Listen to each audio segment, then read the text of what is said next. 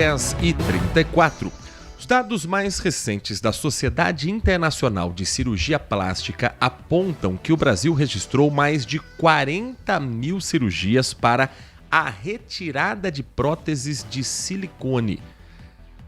Desde que colocou o estudo em prática, os números vêm crescendo no Brasil. Em 2018 foram registradas, por exemplo, 14.500 cirurgias de explante no país.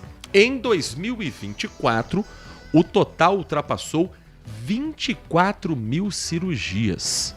Para a gente entender um pouco mais sobre essa mudança de comportamento, esse fenômeno, entender o que está associado a esses números, nosso convidado já conosco na linha, a quem agradecemos por atender o nosso convite, é o Dr. Tariq Nassif, médico, membro especialista da Sociedade Brasileira de Cirurgia Plástica, do Conselho Federal de Medicina e da Associação Médica Brasileira.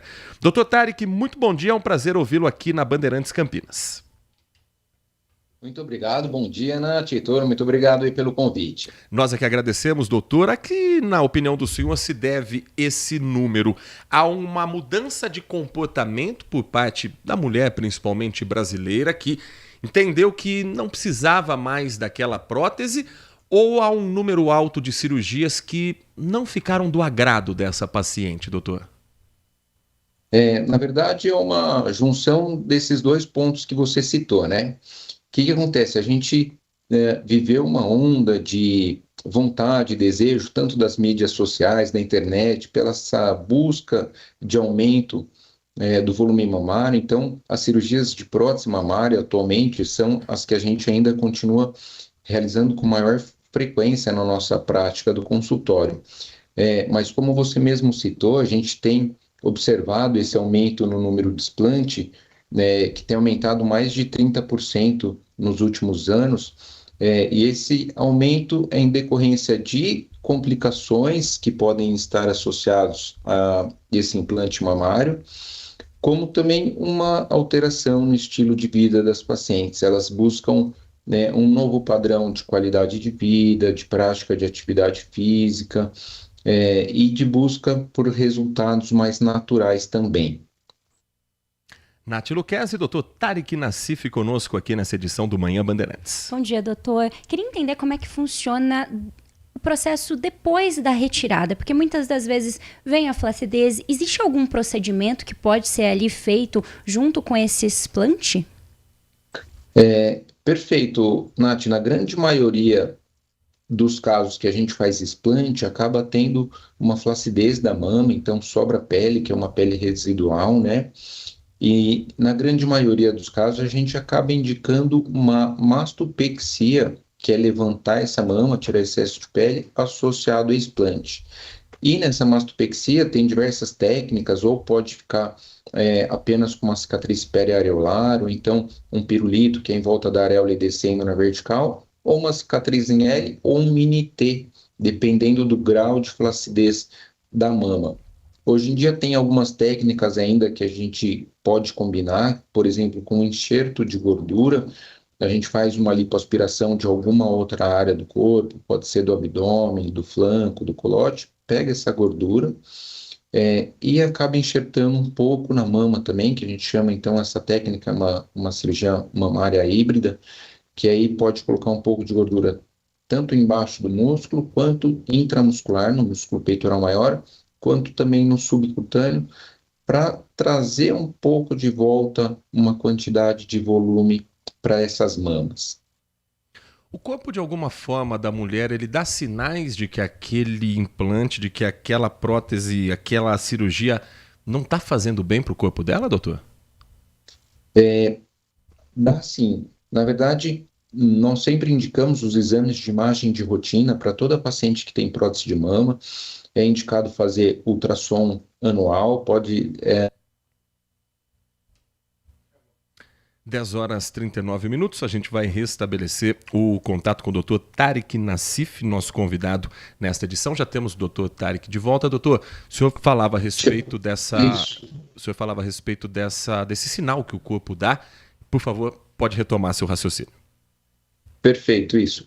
E aí é indicado fazer ultrassom anual, pode ser com a própria ginecologista, a primeira ressonância com 5 anos, e muitas vezes pode acontecer várias coisas diferentes com relação à mama. Uma das mais comuns, que é a contratura capsular, que é uma cápsula muito espessa que acaba fazendo em volta desse implante, acaba dando dor na mama da paciente, muitas vezes até visualmente acaba causando uma deformação. Então, tanto a contratura capsular quanto a ruptura, muitas vezes o formato da mama acaba. 10h40. Nós estamos conversando com o Dr. Tariq Nassif, médico especialista e membro da Sociedade Brasileira de Cirurgia Plástica, do Conselho Federal de Medicina e da Associação Médica Brasileira. O senhor dizia que o próprio formato poderia também ser um indicativo, né, doutor? Perfeito. Nos casos de ruptura, então, geralmente pode acontecer seroma tardio, que é a formação de líquido, pode romper a prótese, pode formar contratura. Então, são várias coisas que podem acontecer em decorrência desse implante mamário e que acaba dando desconforto nessa paciente, faz com que ela procure o cirurgião para avaliar se está tudo bem com a mama dela ou não. Doutor, existe um prazo de validade adequado para esse silicone? E se existe uma tendência hoje de quando essa mulher vai fazer esse explante logo depois desse tempo de validade ou não? O que ela faz nesse momento? Ótima pergunta, Nath. É uma dúvida muito frequente, né, com relação ao prazo de validade da prótese. Hoje em dia não tem um prazo de validade específico. Antigamente as próteses duravam em torno de 10, 15 anos, aumentou muito a durabilidade, a qualidade desses implantes para 15, 20 anos. Então, realmente é indicado uma troca dessa prótese só se realmente tiver alguma alteração. Na grande maioria dos casos, a paciente acaba optando em fazer a substituição desse implante. As que não substituem, muitas vezes são pacientes que tiveram algum problema, algum desconforto, que não têm realmente vontade de colocar novamente, ou pacientes que já têm mais idade, por volta de 65, 70 anos, que não querem ter o risco de se submeter a uma cirurgia mais no futuro, com uma idade mais avançada. Então, aí, nesses casos, a gente também sugere já fazer explante em vez de fazer uma troca de prótese mamária. Doutor Tariq, eu me lembro nos anos 90, quando havia a explosão do uso do silicone, principalmente pelas capas de revistas masculinas, por esse comportamento que, de certa forma, popularizou a prótese, principalmente para uma camada de classe média no Brasil.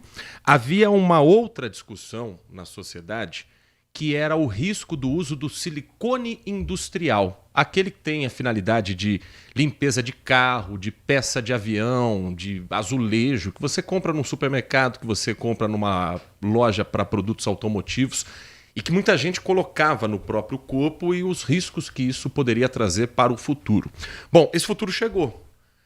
Há um monitoramento sobre as pessoas que aplicaram esse silicone industrial no próprio corpo, o impacto que isso teve para a saúde, e essa ainda é uma preocupação na classe médica brasileira? Isso ainda é uma preocupação em pleno 2026 ou essa já é uma página de certa forma superada? Eu acho que vem reduzindo cada vez mais esses casos de silicone industrial, porque hoje em dia, com acesso à facilidade de informação, os pacientes eles têm entendido dos malefícios que o silicone industrial acaba trazendo.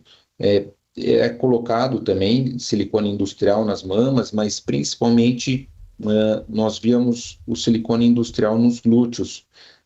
Da mesma forma que a gente tem observado atualmente, que já não é nem mais o silicone industrial, é o PMMA, que a gente fala, que foi até vedado pelo CRM agora, foi proscrito fazer esse tipo de preenchimento com altos volumes de PMMA, ele é restrito para alguns pacientes com lipodistrofia, para as pacientes que têm HIV, por exemplo, e a gente sabe que traz um processo inflamatório muito importante, acaba muitas vezes trazendo infecção, granuloma, abscesso, né? Tem que drenar, tem que internar, tem que fazer antibiótico-terapia endovenosa, e a dificuldade é muito grande da gente conseguir retirar todo esse conteúdo, né? É uma coisa que fica dispersa no subcutâneo, então muitas vezes, por mais que faça uma limpeza, acaba tendo ainda uma quantidade razoável residual que acaba ficando no organismo. Doutor, falando nesse assunto, mulheres com doenças autoimunes, ela precisa ter um cuidado especial antes de colocar o silicone? E no pós também, existe alguma relação? Precisa sim, Nath. Antigamente, nós colocávamos prótese mamária nas pacientes sem muita investigação imunológica. Hoje em dia a gente tem visto que pacientes que têm doença autoimune, como artrite reumatoide, lúpus ou tireoidite, alterações da tireoide, a gente sabe que o silicone pode vir a piorar esses sintomas todos que a paciente tem. Então, hoje em dia, uma paciente que tem doença autoimune, a gente pega já muitos marcadores inflamatórios, marcadores autoimunes, investiga um pouco melhor, compartilha essa responsabilidade com o reumatologista, e estuda se tiver alteração desses exames, se vale a pena ou não correr o risco de colocar um implante mamário nessas pacientes. Doutor Tarek, para a gente finalizar, quem estiver nos acompanhando, tiver dúvidas a respeito do uso da prótese ou que queira fazer a remoção de uma prótese, qual é o primeiro passo, a quem procurar, qual é a especialidade para a pessoa saber que está nas mãos de um profissional confiável e que isso vai ter a preocupação não só com a estética, mas com a saúde dela? Maravilha, nós sempre indicamos passar realmente com o cirurgião plástico, que é ele que vai poder avaliar como é que está esse implante, como é que está essa cápsula desse implante, se a paciente está com algum outro sintoma. Em decorrência dessas alterações, ele vai saber indicar qual que é o melhor procedimento a ser feito, se é apenas uma troca desse implante, ou se a paciente optar e tiver indicação por um explante. E sempre entrar no site da Sociedade Brasileira de Cirurgia Plástica e verificar se seu médico está inscrito lá no conselho. Quem quiser conhecer um pouco mais sobre o seu trabalho, como é que pode encontrar, doutor Tarek? O senhor está nas redes sociais também? Isso, meu Instagram é Dr. Tarek Nassif, lá a gente tem bastante conteúdo sobre cirurgias mamárias, outros tipos de cirurgias. Se as pacientes tiverem qualquer dúvida, pode chamar lá no direct. Nós conversamos com o Dr. Tarek Nassif, médico, membro especialista da Sociedade Brasileira de Cirurgia Plástica, do Conselho Federal de Medicina e da Associação Médica Brasileira. Dr. Tarek, muito obrigado pela sua atenção com o nosso ouvinte. Um bom dia, bom trabalho para o senhor e para toda a sua equipe. Eu que agradeço. Ótimo dia para vocês. Muito obrigado.